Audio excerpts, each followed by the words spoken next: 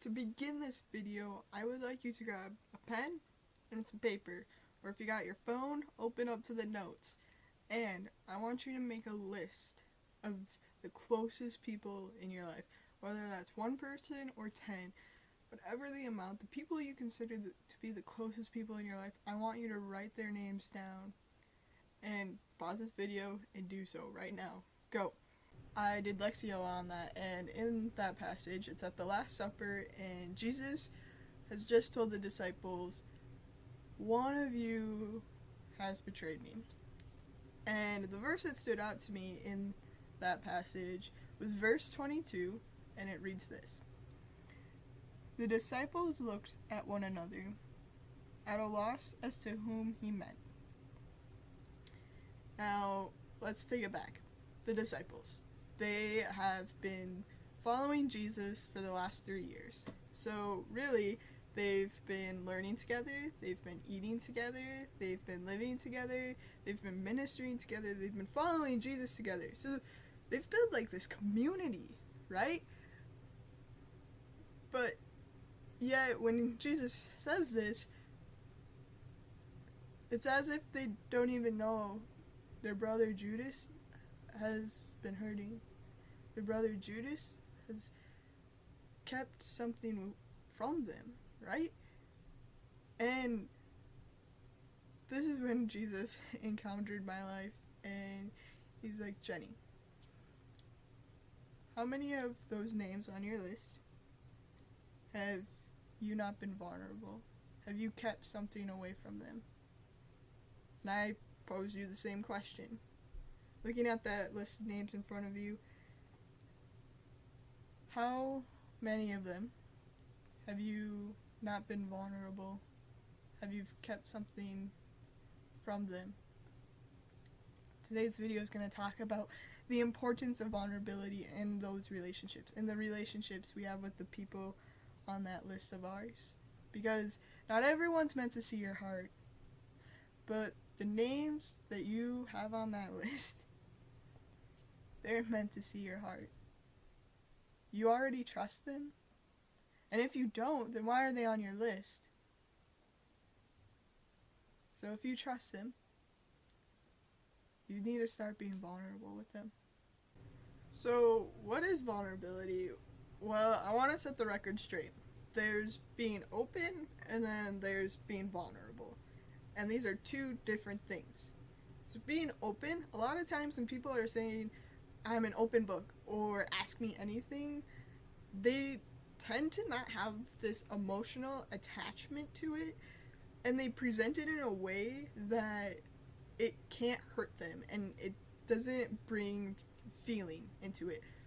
Where vulnerability, being vulnerable, it can still be the same information, but you have this emotional attachment to it, and you bring it with emotion and with raw truth.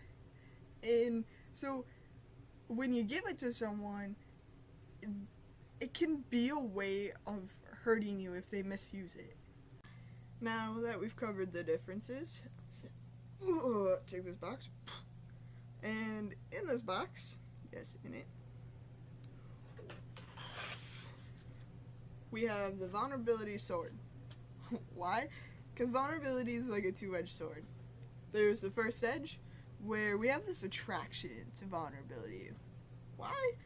Well, as humans, God created us to form a relationship and connection, not only with Him, but with others in this earth.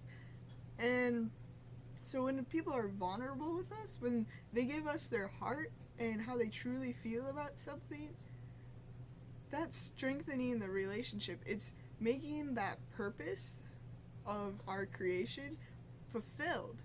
And we love that. We desire that more and more. Even you introverts out there, you still desire a relationship, because we as creation are not meant to be alone. God didn't create us to be the single person and keep all of these emotions in. We're meant to share them with people.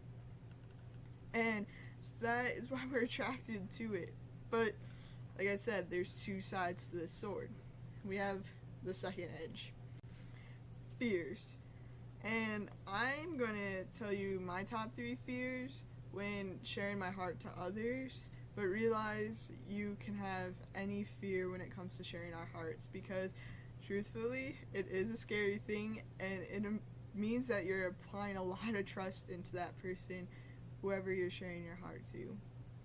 So for me, the first fear is feeling needy or being a burden to that person. And if you're feeling like a burden, I want to direct you to the Father Mike Schmitz video. It's labeled "You Are a Burden." Watch that. I would recite that whole video to you, but I wouldn't do it justice, and it's just really good to listen to. He has such a beautiful way of explaining that we are a burden, but for some people, we're worth being a burden to. Feeling needy.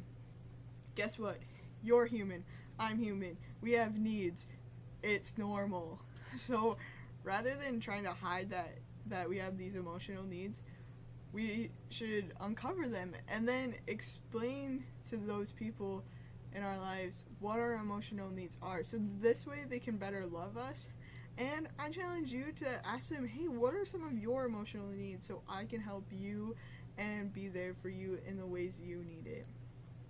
Second one, talking about feelings. It's awkward and it's almost discomforting talking about feelings, but the only way to get better at it and to make it less awkward and uncomfortable is by doing it and practicing it.